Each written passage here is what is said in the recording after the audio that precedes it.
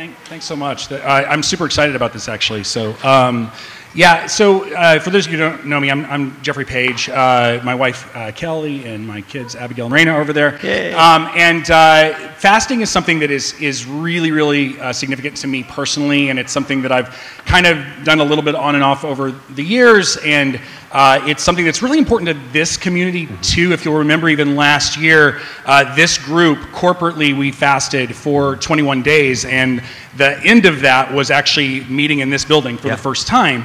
That was not something that was planned either. We didn't know we were going to be in this building at the beginning of that fast. So like incredible things happened during those windows of time. So I'm really excited that we're doing this together.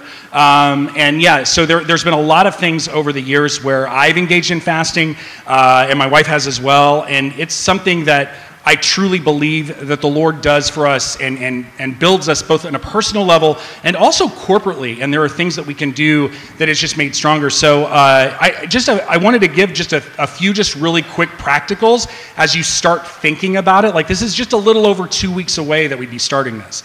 And so be thinking between now and then and praying between now and then about this and what it means to you. So the first thing is pray for the grace of fasting. Like that is a thing that is so important. And whether you're talking about regular fasting, like once or twice a week, or like for longer periods of time, like we're getting ready to engage in, you can't do it without the Lord. Now, there are people across the globe who absolutely do it without the Lord.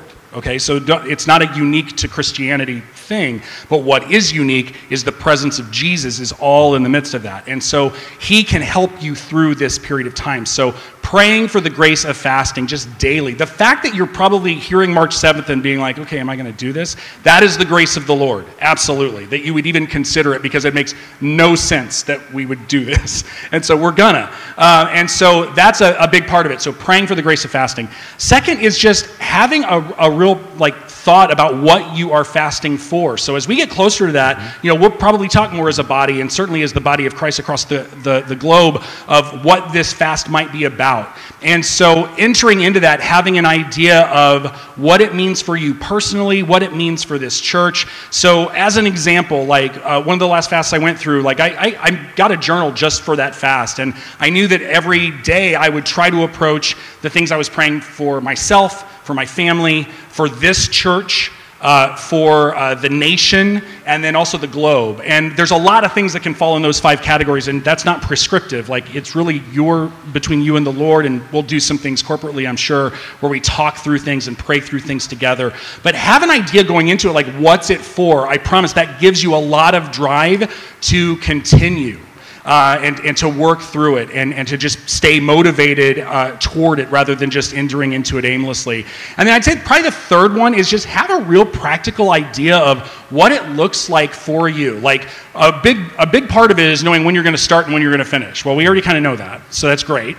But also, what does it look like day in, day out for you? Like, what are the things that you're going to engage in? Like, are you going to get up at a regular time and worship before the Lord and pray over like the list that you might have and those kinds of things? Also, what kind of fast are you going to do? There's a lot of different types of fasting. There's water-only fast. People do juice fast. People do Daniel fasts, which is kind of like just veggies, kind of no meats, no sweets kind of thing.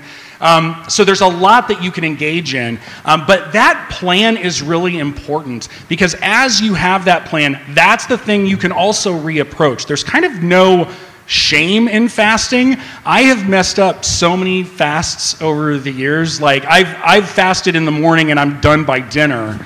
And it's you just go, okay, I guess I'll just start this again. And it's really important to know that the step forward is something the Lord honors again and again. He's just inviting you in to be a part of that. And so I encourage you, just know what you want to do because you can come back every single day and do it again and again and again. And if you make it a string of days, if you make it the whole 40 days with what you plan to, that's awesome. But even if you don't, this is not a community that's going to shame you for that. I'm so excited that we're starting small groups because it's going to be a really great context to support one another in this as well.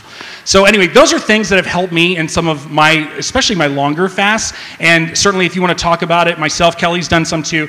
Would love to talk to you about it and engage on that, but I'm really excited that we're doing this. Thanks, Jeff. Thanks a lot. Yeah, appreciate it. Yeah.